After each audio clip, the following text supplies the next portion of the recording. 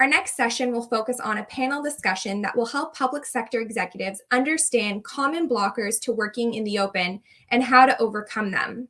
3 senior communicators from inside and adjacent to government will share their experiences, offer tangible strategies and practices for showing the thing, and discuss tips for building communication teams that are less risk averse and more opportunity tolerant. I'd like to now welcome our panelists, Luke Simcoe, former Director of Outreach with Code for Canada and new public servant as Change Management Lead with Ontario's Ministry of Government and Consumer Services, Tanya Coyle, Director of Engagement with the Ontario Digital Service, and our other panelist, Ari Hirschberg, Community Practice Lead with The Exchange, who's currently experiencing a little bit of technical difficulties, so he may be joining later in this session. But for now, we'll get started with Luke and Tanya, and I'll turn the mic over to you, Luke. Thanks a lot, Amanda. Really great to be here. I've been involved with Forward 50 every year since it started. I know Tanya has been too. It's always a thrill to get to come here and to interact with the audience and interact with other panelists. We're here to talk to you about communicating in the open, working in the open, doing comms in an agile way. I'll be honest, one of the folks who I think does this better than anyone else is the Ontario Digital Service, where Tanya's from. And it's a real privilege for me to kick this session off by interviewing her about some of the strategies and tactics that her and her team have been adopting. So, let's just get into it, right? Let's start delivering value early and often, I guess. And, you and I talk about this a lot, Tanya. We talk about working in the open. We talked about, adapting your comms to agile processes. And we often actually kind of talk about that sort of in contrast to how things are typically done in government and in government communication shops. So I thought I'd start by kind of leaning into that difference, right? What about communication and how you talk about your work and who talks about your work is different at the Ontario Digital Service than what you might sort of expect or typically encounter in a government communications, environment? Yeah, I love this question, Luke, and thank you so much. It is a great honor to be here with everyone at Forward 50. And I'd say really off the top of my head, sort of 3 words come to mind in terms of the difference about communication with ODS. And the first is human. And I think that is important because it is often overlooked in sort of the steady announcement-driven communications in government. But the work we do to communicate in the open is largely focused on bringing and amplifying the human voice to the story that we're telling. So we tend to focus on the work and the people doing the work rather than the commitments of a government per se. And sometimes those worlds collapse together and there's convergence, but often they're 2 parallel tracks that are happening. So with a human voice, what we're able to do is sort of bring forward the words and the ideas of the people who work with us. And that can be anyone from a product manager to our chief digital and data officer, to on occasion our minister. But really fundamentally day to day, it is about the people behind the scenes doing the work. And so when we're able to work with them to have them tell their stories on open platforms, whether that's through a blog, a newsletter, social media, or events like this one. This is a great example, being able to present openly as the people we are as civil servants in this forum. We bring a human element to it. It is about the day-to-day, what we are doing, whether that's shipping code, whether it's doing writing that's on behalf of someone else, whether it is part of a user research lab practice. And I think that's really fundamental. So it's not about the institution, it is about the humans behind the work. And then the second word that comes to mind is really visibility. Again, being out there to be seen, what we refer to as working out loud. And that could happen across many different platforms as well. It could be online, but it certainly could be within the organization as well. But it is visible and we are sharing our work. And the point of sharing, and I think sharing is the pivotal word there, is that we're inviting critique, we're inviting feedback, because fundamentally we believe that that will make our communication better, more robust. We can iterate and improve as we go. And so in that visibility, we are showcasing what is happening throughout the progress of a project, not a one and done per se, but it is happening with the steady drumbeat of progress and visibility into each step of the way. And then thirdly, I'd say creative. And maybe this is sort of cliche in a way, but I do think it's often taken for granted. We look to industries like marketing and advertising to do creative work. And I think what digital teams do very well, I'm proud of my team for doing this within Ontario, but certainly I've seen it showcased around the globe, whether it was in the UK, the US, local governments, right here in Canada. Is the creativity that is brought to bear. And that could be, we've seen the genesis of things like podcasts from across the public sector, opening up, having conversations about work. That's a tactic that I think shows creativity that potentially is not standard when thinking about governments. And so in that creativity, taking a slightly different approach, again, opening it up, but then also just showcasing sort of the way that we can do things, whether it's through illustration, threads on social media. We're placing a creative eye on everything we do. I love that point about creativity. It makes me think about, and you've actually been to one of these workshops, but when I was at Code for Canada, we would run sort of communications onboarding with our government partners. And I took them through this workshop that sort of got them to write an imagined children's story about what they want their project to be. And something that always stood out for me was how excited public servants were to communicate in a creative way.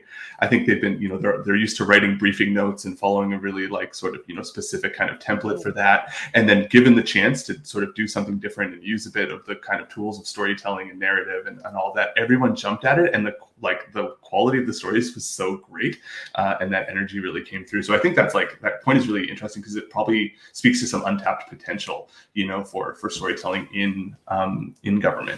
So, that's a bit about what's different, but I think it's a bit folly to think that, the Ontario Digital Service and other government teams who are communicating in the open, who are communicating in an agile way, that they're somehow special or not subject to the same sort of rules and constraints and dare I say approval chains, that other folks in government are as well. And so tell me what's the same, right? How are you interacting with those constraints and navigating them? Yeah, absolutely. And I think there's no sort of magical set of ingredients that allows us to do what we can do openly. It's sort of a cadence built over time. So I'd say, as much as I had 3 words for what's different, 3 words also come to mind for me with what's the same. And the first really is announcement driven. And I don't think that will come to be a surprise to any public sector executive listening in today, because obviously the government has a mandate. They are elected on their mandate, and they have an interest to communicate progress against that mandate as they go. And so announcements are a key part of that, engaging with the public, having the public understand sort of the milestones of government and where the government is in the state of its mandate. So like everywhere else, the work we do with digital products and services follows a trajectory of announcements that happen with our minister, with the premier, with other ministerial leaders as well. And that takes a different process and certainly flows out on a different timeline. So we work towards that big culmination of here's something to present to the public, and that is no different. It is a parallel process to working with a steadier drumbeat. Secondly, a reactive. By virtue of the environment in which we're in, what I call the political cauldron, is that at any given time, there are a number of things that can happen. And so as much as you try to be proactive and strategic in planning for communications, often public service, like the government of the day, is reacting to the environment around us. And I think we can all relate in the last 2 years. Obviously, no one planned for a global pandemic. And here we are, almost 2 years in, knowing that the public sector had to react instantly to that. And much of our communications pivoted. In digital, much was the same. We had to look at potentially putting our blog on hiatus in order to serve the most immediate needs of the day, which included making sure that people had information and services across the government's flagship website, and so on and so forth. And then thirdly, I'd say complicated. Not by any stretch trying to be trite, but it is complicated. When I get to interview you, or when we talk about your experiences, your transition into government certainly carries a lot of interest, I think, as a storyteller and a communicator yourself. The environment is highly complex in the sense that there are competing needs and priorities at any given time. And so that communication tends to focus on the most immediate need or the most critical need, and that can certainly be a reality that we all face. Is just truly understanding the complexity of the files and then the impacts across, in my case, the provincial government, which worries about everything from education to healthcare to roads and highways to economic development. So it's vast, and there's a lot to communicate about. Finding a way to cut through and to be impactful is a challenge. Awesome. I definitely did miss the ODS blog when it went on a bit of a hiatus, but fair enough. Priorities being what they were. So given that you're trying to do something different under the same kind of constraints, that's the case for what I hope for the executives that are here tuning in today, right? That they are hoping to find ways to do and to tell their stories in different ways, but face many of those constraints that you just talked about. So what advice do you have for them, right? Before we switch to the next speaker, share some wisdom. I'd say the advice we like to give is just start. And really, it sounds silly, but really just start somewhere and start small. And working in the open, communicating in the open is often understood to be, public facing. And that may not always be the case. If you could start a newsletter inside, if you have access to an intranet, sharing your work is really powerful and can be profound. And in doing so, you have access to a wider community of people. You certainly can get feedback from places you didn't necessarily think of. And I'd say as leaders, one of the things we look for too is creating the conditions to enable open communication. So I think modeling the behavior, that sounds a bit corny sometimes too, but be the change. It's something that we value in our leadership at ODS. And certainly we live and breathe that right up to the top, to the CDDO, who herself is an open communicator, drops into a Slack channel, offers a piece of her work to a wider group of people for commentary, shares broadly within the organization. If you're comfortable, take it into the public realm, experiment with social, start small, even follow privately, do some little things. And those little things, I think, eventually turn into bigger things, and that will ultimately have a great impact. Awesome. Thank you so much, Tanya. So I'm going to cede the stage to you and Ari, I believe. Thanks for the conversation. Thank you. And hi, Ari. Good to see you.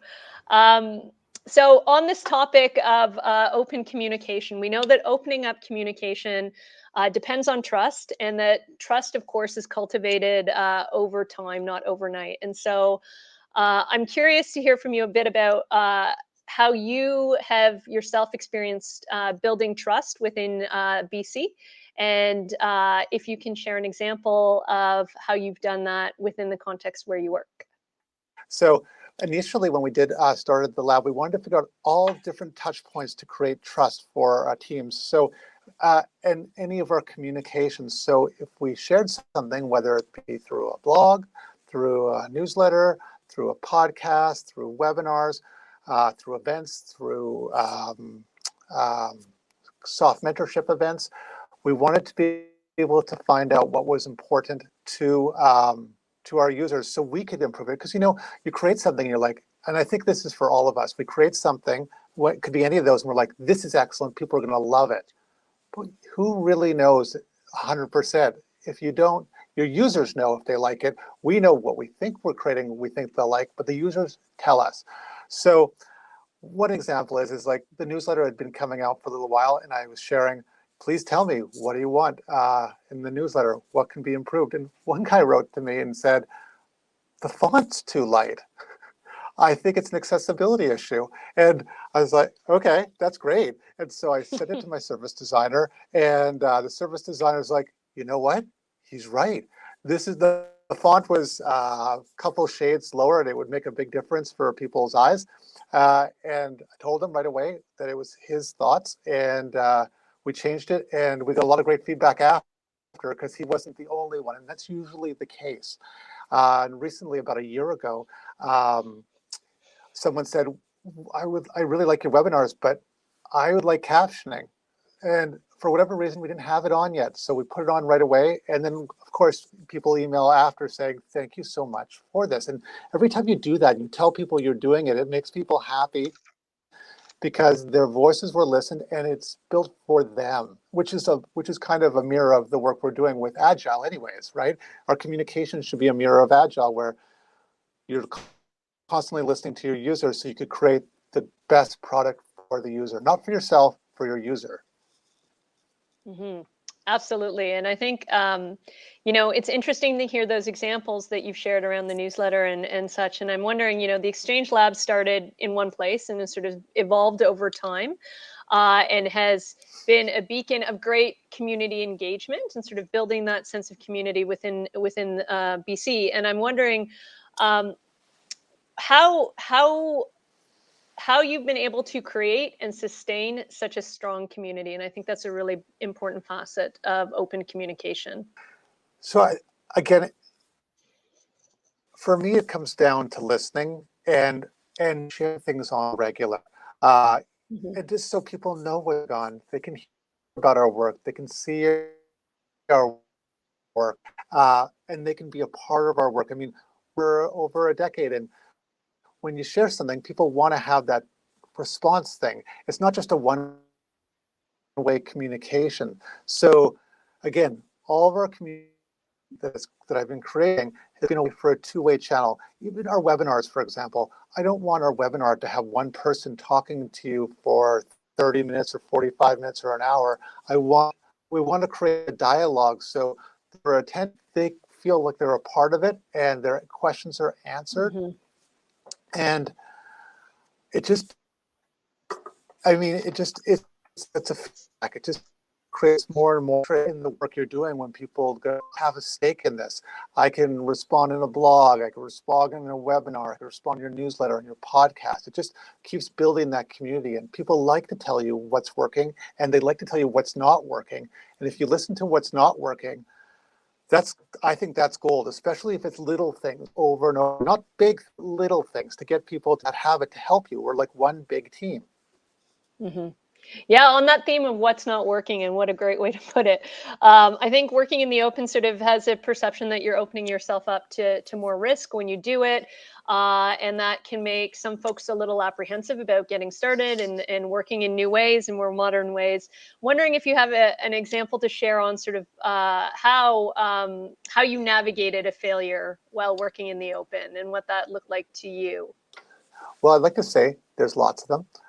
They happen all the time, and they're usually little, like the light black font and stuff like that makes a big difference. But one of my favorite things is a few years ago, pre-COVID. It was just about 6 or 8 months before COVID. I was asked to do an in-person event / online event, and the in-person part of it looked like it went great. The online looked like there was some little bumps and hiccups throughout it. But when we got the surveys back, first of all, the survey responses was amazing. All of a sudden, we got a 50% response rate, which is exciting. When I saw the response rate before even reading it, like, we must have done something, but it wasn't good. It was bad. The online experience was a bad thing. People who were online had poor connection, and they also didn't feel like they were part of the experience because it was more focused towards the in-person part, not the online. And I think for most, when we read something that's a negative, our first thing is like, ugh, and that's, I still get that for everything. I get that, oh, darn it, it wasn't perfect, it wasn't great. But then when you sit back and I got to read again, I was like, oh, there's some really good stuff in here. Like, I could see where this, and this. So I thought of taking it further, and I wrote a blog that was just in government this time because we hadn't had a BDM yet. And I wrote about, if you want to create survey results, have a poor event or have a horrible event. And so it was like a tongue-in-cheek blog about the experience and how it was not received well. And but we want to make it better because everything's about continuously improving. Like, how do we not do that again? And how do we make it so it's crisp, clean? And one person wrote back and said, in government, said, I can make it better for you. And so I called him up and we had a conversation. He's like, yep, I've got 2 cameras, that better. We'll have, I said, could we use this tool called Slido, where you could have this interactive conversation online where people could just type in. No one had been using that in the government yet in BC. And put that in, we shot it through, and it looked great. The experience was both good for us, but most importantly, it was great for the audience. And after that, I had like my digital chief officer, other upper executive running into me on purpose saying, how do we do this for our experiences? How do we take ours up? And so that person who wrote back in the blog so kindly is now doing professional video for many different areas in government, and it looks great. Yeah, I really like that story because it shows how your users, if they're given a chance, can really help out and improve something. And sorry, one more thought to that is after that survey and people seeing that the response rate, seeing that we really acted on the survey, which I want to do in every time anyways, our survey responses started to go up drastically. We average for our webinars between 60 and 73% survey response. And, you know, we think, oh, people are tired of seeing surveys because we give them surveys all the time in government. If you respond in the surveys and open and care and you show them what you're doing, well, there's no reason for the surveys to not go up, because people realize when they're doing a survey, it actually has a push needle forward. Thank you, Ari. I don't know if are you here? Can you hear us? Thank you. Yes, awesome. Yep. Yeah, it's the lag. It's the 10-second, 15-second lag. No worries. I am happy to pass the torch to you now, who have the honors of chatting through with Luke, your next series of questions. So my first question to you, Luke, is you worked for Code for Canada for many years. I know not now, but I would like to hear how you used code, your work in Code for Canada to do communications in the Agile and how it worked. Yeah, so that's a phrase that I use a lot, agile comms. For what it's worth, like, this is not a phrase that I created. There's a group of people from the GDS, the Government Digital Service in the UK, who coined the term. This is a great book. I totally recommend you get it if you're here and interested in this. But I use the term agile comms really intentionally because I think there's been a big shift, especially everywhere, but more recently in government, to adopt more agile ways of delivering things and building products and services, right? The executives who are listening today are likely, you know, have agile as part of their mandates, right? They're either already agile champions or they're being pushed to become agile champions. And for the most part, we've thought about that in terms of like how we make software or like how we organize our teams or things like that. But I like the term agile comms as a kind of provocation, I think, to think about the fact that you're working in a different way and you're building things in a different way, and that actually opens up possibilities, I think, to communicate about those things and to communicate about your work in different ways, right? And not only in different ways that more closely align to that kind of agile way of working, right? Smaller, more often, iterative, right? You know, user-centered, all of that. So, you know, a lot of this is gonna kind of echo a bit of what Tanya said, but, you know, we at Code for Canada, we typically communicated the most about our fellowship program. So when I was there, we ran a fellowship that recruited technology and design professionals from the private sector, embedded them in government. They worked shoulder to shoulder with public servants on cool digital projects. And throughout the fellowship, they were communicating kind of constantly, right? They were on social media being like, we did user research today, right? They were writing blog posts about, you know, the iterations that their products went through, in particular, like, oh, we had an assumption about this, but we put it in front of users and it didn't work, and so we're pivoting. You know, all those little stories that happen to the people who are involved in the process of making stuff. And that's just because when you're working in Agile, you're every sprint, you're doing something, right? And every time you do something, it's an opportunity to show something, right? So every little change to your product can spur something as simple as a tweet or maybe a blog post. You know, the bigger story, you spin a couple of those posts or tweets together. Now you have a longer narrative. You can bring that to a place like Forward 50 and tell that story. So you have all these kind of like small moments of communication that you can treat as small moments, or you can kind of stitch together into bigger things. And we did that throughout. Fellows were sort of constantly communicating. And we loved it, right? It really helped them build trust, I think, with sort of stakeholders. Something that might ring true to the folks here is fellows often talked about communicating openly as a way to save time. So often, they were a new team working on a new project, and people were constantly asking them about, like, who are you and what are you doing? And so they were able to write blog posts about who they were and what they were doing, and then put them out in somewhere that was public and just share it, right? So every time someone asked them, oh, hey, who are you and what are you doing? They're like, oh, cool, we've got this blog, go check it out, right? And that allowed them to, kind of control their narrative in a way, but also, not have to get sucked into, 1,000 meetings about the same thing sort of over and over again. And if people wanted updates, right, about their work, guess what? Check the blog, because the latest story of our sprint or our week notes or whatever it was likely there. And that, again, saved some time because, they weren't getting requests for updates because people could just kind of find it and see it for themselves, right?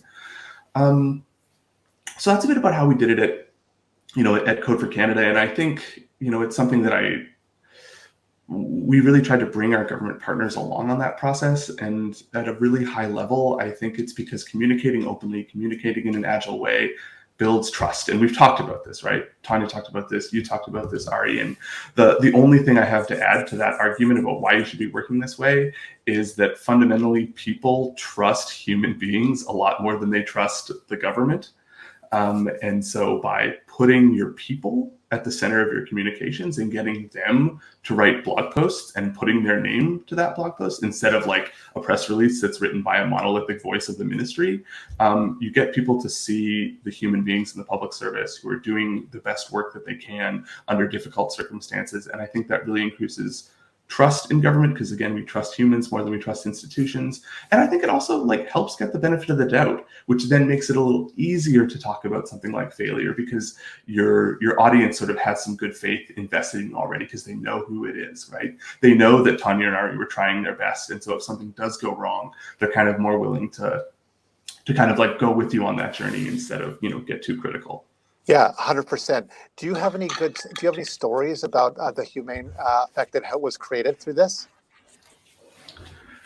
Yeah, tons and tons of stories. But given the audience that we're speaking to, I want to share a few stories of kind of how we're communicating in the open helped us build a community that we could recruit from. Right. So I think earlier today at Ford 50, there was multiple sessions on kind of building a digital talent pipeline and things like that. And I know that's a challenge, right, for executives and for teams and departments. And I really think that sort of an open and agile communications process can help with that. So a couple of examples, one at Code for Canada, we had all these fellows talking about their work all the time on different platforms. And the more of that kind of that content and stories there were of what it was like to do the work, who you got to do the work with, how it felt to do the work, things like that, the more people got excited in the opportunity. So when every successive fellowship cohort that Code for Canada recruited for, there were more and more and more applicants. And they frequently cited as their reason for applying, reading the stories of other fellows kind of firsthand and kind of being able to see themselves as human beings in that story. So that's kind of a high level, if you build this kind of body of work of communicating on a kind of regular and frequent basis, you'll sort of tell a story of what it's like to work for you in a really human and enticing way. And that actually becomes a really powerful kind of passive recruiting tool. On the government side, we worked with a municipal department at the City of Toronto who came to us and said, hey, we're struggling to recruit. And frankly, we think it's our job descriptions. And, I'm sure, anyone who works in government again, will, kind of nod their head a little bit, right? Government job descriptions can be somewhat cumbersome, a little not, an engaging read, very technical, all of that, and doesn't always do the best story of showing the value of the work. The department that we were working with, part of what they did was help children. They were providing services to children in the City of Toronto, and they didn't even get to talk about that in their job description, right? Which is that's recruiting gold, right? Come work with us, make life better for kids. And so what we encourage them to do, and this is something that I'd encourage lots of folks to do, is to try some like other platforms, right? Instead of thinking about the constraints that you have for posting a job, say on toronto.ca or canada.ca or ontario.ca, think about platforms like LinkedIn or Medium. And there's usually fewer constraints posting on non-official channels. And so they went to LinkedIn and they started doing exactly what I talked about. They posted these little snippet stories about the staff in their office, an event they had, some of the impacts about their work was having in the city, anecdotes of someone's just day to day, like all those kind of small, like little iterative stories about what it was like to work at the department. And then they could also post their jobs there, right? So they were posting on LinkedIn, they're getting lots of attention. And then anyone who's interested in the job can go digging one layer of the onion deeper and start to see all of the different facets and humans who they'd be working with and get to know a little bit more about what the job was like. And they really saw, a real uptick in applications, both quantity, quality of applicants, and all of that. And so I think that's just like, I guess, another pitch, to try communicating a bit more about your people and processes, because fundamentally it's going to help you, I think, be able to like find talent, and especially digital talent, right? So if that's a challenge that you have, and I know I see Tanya nodding her head, try working a little bit more in the open and see if people come to you. Yeah, it's a good point. We've been doing that for our digital talent as well, and we've noticed quite a bit of difference interest in the jobs. Any final thoughts?